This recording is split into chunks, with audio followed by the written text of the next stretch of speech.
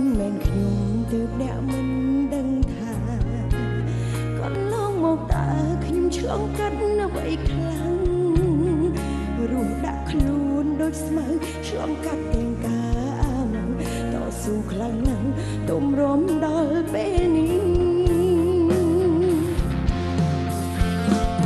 អង្ហើយបានត្រឹមតែប៉ុណ្ណឹង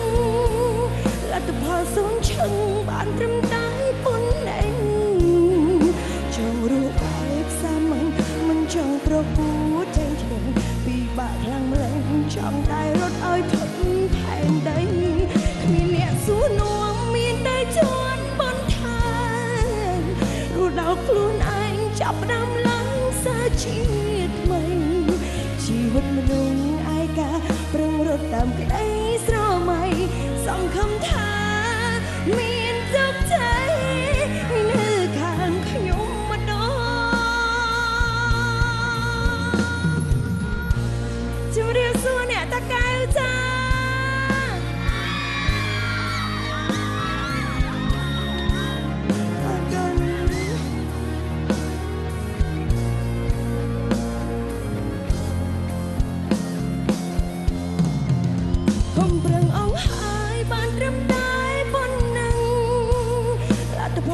ឈឹងបានត្រឹមតែប៉ុណ្ណេះ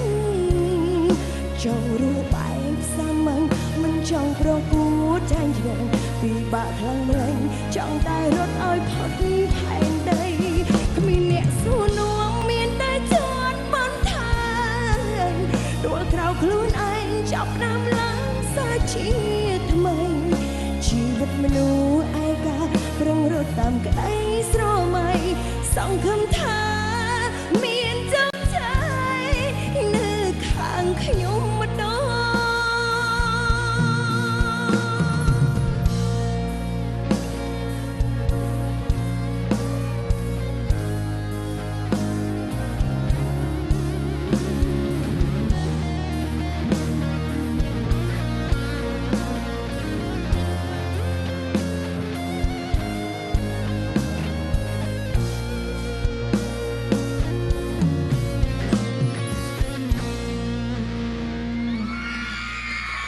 ជំរាបសួរម្ដងទៀ